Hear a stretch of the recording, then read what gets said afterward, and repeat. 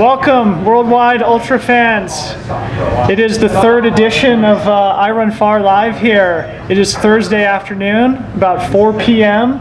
So what are we, like 36 hours away from the start of the Western States 100? I'm not racing and I still just felt jitters down. I just got goosebumps. Yes. Anyway, sorry for the audience online. We do got a nice live audience here. Let's make some noise and let the people online know who's here. Yes, and we're broadcasting live from the coffee bar here in Olympic Village, and thank you to them. They've been great hosts. They were very excited to support us with this new, exciting interview format, so thank you to the coffee bar. Please give them some business as a thank you. Thanks also to our sponsors, Drymax, Buff, and Jaybird Sports, who support I Run Far, who, of course, is a invaluable resource for our community, so make sure you support them as well. Yes. Anything else we need to mention? Well, this is Dylan Bowman, and I'm Megan Hicks. I always forget that part. And we're here with our first afternoon interview is with Camelia Mayfield. Hi. So, Camelia, you are sort of an up-and-coming runner in the sport. You've had a lot of really impressive performances in the last couple of years. You live in Bend, if I'm not mistaken, Bend, Oregon, and you raced your way in just a couple months ago at the Lake Sonoma 50 miler, which is one of the most competitive 50 milers in the U.S., as everybody here I'm sure already understands. Was that your goal going into the race? Were you looking to achieve a golden ticket and race here at Western States, or was it a surprise? Definitely not for that race. Okay. I had kind of put the dreams of Western States for this year on the back burner. I've got a couple other things going on in my life, so I'm like, I think maybe another year of developing my running would be fine. I had done Chuckanut the month prior, and I didn't perform as well as I hoped to, and so going into it, I didn't have a ton of confidence, but I just wanted to have fun, and I knew there was some really talented women racing it, so I'm like, I'll just shoot for top 10. And so pretty early in the race, I figured out that maybe I'd do a lot better than that. So it was definitely a great surprise, and I think personally for me, anytime you get a chance to race a race like this that's so competitive, you just got to take it. I mean, so this is an interesting story. This is going to be your first 100 miler, and you just decided like 2 months ago to do it? Just jump right in. Well, I feel like I've been preparing to do a 100 miler for a long time, at least emotionally and mentally. Which is like more than half the battle. Yes. That's been my goal since I've started doing ultramarathons, that I wanted to race this race. As I think a lot of people who are doing it now and are continuously entering the lottery, I mean, it's a bucket list race. So it was a little bit daunting, just racing 50 miles in, I think it was like 75, maybe 80 degrees that day, and I'm like, it felt really hot. It felt very hot. So when I finished, I'm like, okay, I can do double that, right? Maybe like 20 degrees warmer, right? So I knew that it'd be a challenge, and initially I was talking to Brian with I Run Far, I'm like, yeah, I'm definitely taking it. And then my fiance was like, let's step back a minute, like, don't feel like you have to do it. But it definitely gave me that chance to evaluate and just really be like, I do want to do this. Yes, it might be a big jump, but you never know until you try it.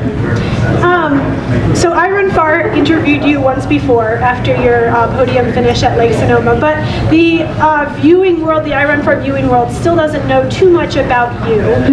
Can you talk about your background in running? I think you were a D1 collegiate runner, and I suppose you ran high school also. Yeah, I grew up in Ashland, Oregon. Some of you may know that's where Hal Kerner lives now, and he actually had just started the running store in town when I started high school. So I trail running definitely kind of gained some interest during that time. I then went on to run at Portland State University for my last 3 years of college. They convinced me to stay for a 5th year. Is that where Ruth Croft ran? Did you know her? She did run there, and I was nowhere close to getting her record in the 10K. She's very, very strong, so that's nothing to be ashamed of, I don't think. Yeah. So I did the 10K there. Actually doing the regional meet for the 10K back in 2015 was the last time I had to do any sort of heat training, with regionals being in Austin. And then the past 2.5 years after college, I've just been increasing my distance, doing a lot more trail races, which is pretty easy when you live in Bend. Yeah. Well, you, in addition to sort of your interesting personal history, you also have an interesting family history, particularly when it comes to this race, right? Your dad has done the race, and I think you said your mom was pregnant with you one year when he ran the race. Yeah, I believe he did it at least 2 years, 1991 and 1992, and I was born in 1992, June 28th, don't steal my identity. So actually he was finishing, I think he finished the race just like a few hours before I was born. No way. Yeah. And so he, unfortunately, due to drive time and lack of cell phones back then, he did end up missing my birth. And it's very interesting, like, talking to him, because he's coming down. I know. What a great story. But it is interesting talking to him about this race, because it definitely holds some special memories for him. Like, he can forget like life events that we've done and all that, but then he's like, oh yeah, Forest Hill, like, you're gonna feel this way, and Devil's Thumb, that's, you know, like the hardest part. So it's definitely interesting the way that he has that history of this race. So did you say that he's going to be crewing you this weekend? He'll be around. Okay. He'll be mainly spectating. Emotional support. Yeah, it's definitely, I think, choosing your crew for this race is probably one of the most difficult decisions you have, because in some ways it's harder than running it. You know, the focus is making sure that you're in the right spot, you have all the things that you need to have, and at the same time you're also, the crew is also sleep deprived and has to have their own nutrition and all that. So you thought this through though. Yeah, I have. That's so interesting. I mean, with that story and the fact that you grew up in Ashland, which is the home of both Hal Kerner and Tim Olson when he won the race, there's some serious history, serious history and success that's come out of that town. So I think that bodes well for you. But we're also curious, since this is your first 100-miler and certainly the most competitive race you've been a part of in your short career thus far, do you have competitive ambitions you want to talk about going into the race, or is it more of just like, I'm going to sort of let myself develop as an athlete, get a good finish under my belt, and hopefully come back in the future and do even better? I'd say definitely more the second option. I think one of the hardest things about running is essentially this is like a championship race, and you have no control about how the other people are going to handle the race. All you have is control over yourself. So my plan is just to run within my own ability, really, especially early on, just take those internal gauges of how I'm feeling and how I hope to be feeling, and go from there. Cool. I think, are you a coach? I am. Okay. Is that your job, or what do you do professionally? No, professionally I'm a caseworker. Okay. Yeah, for the state of Oregon. So I also have a pretty emotionally demanding 9-to-5 job. And then I coach for Trails and Tarmac on the side. Do you, going into an event like this that has a ton of unknowns, that's not unfamiliar territory for a lot of people here who are going to be racing everywhere from the front to the back of the pack. Are you analytical in your approach, or are you like really just trying to absorb how everything feels moment to moment, or what's your thought process going to be out there?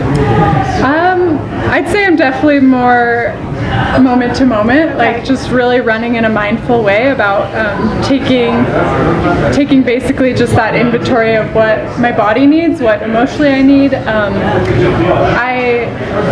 In the past, I feel like every race is training for something. Every life event is training for something, and I hope that when it gets very hard, that I can pull on some of those experiences of when other races have been really difficult, or I felt hopeless before and gone through it. So I'm sure there will be those moments. Cool. Well, maybe one more question. I just mentioned you're from Ashton, but you live in Bend now, and Bend is also a hotbed of trail and ultra running, and people who have been really successful at this race, including Stephanie, Violet, Ian Sharman, who are both in the race this year, Mario Mendoza as well, Amy Sproston. Have you gone on any runs with them or hung out with them and gleaned any advice from their experience? Yeah, definitely Ian Sharman has been a wealth of advice. Since he's also a coach, he's very, outspoken in sharing his knowledge. I did the Memorial Weekend training camp, so we shared some miles together. And then, of course, Stephanie and I also sometimes run together. I think it's definitely difficult. I'm one of the, I don't know, I know some of them have, of course, like full-time jobs as well, but my schedule is pretty rigid, so it can be kind of hard to, when other people are training at such a high level, coordinating schedules can be very difficult. Sure. But it's good to have that wealth of information at your fingertips if you need it. Definitely, and just knowing like what are the good trails to go to, what other people are doing when, it's 40 degrees and we're trying to train for the heat. Yeah. Well, it's been great to get to know you a little bit, and you seem wise beyond your years and experience. So good luck this weekend. I think it'll be a really interesting race to watch, and we wish you nothing but the best. So a round of applause, please, for Camelia Mayfield.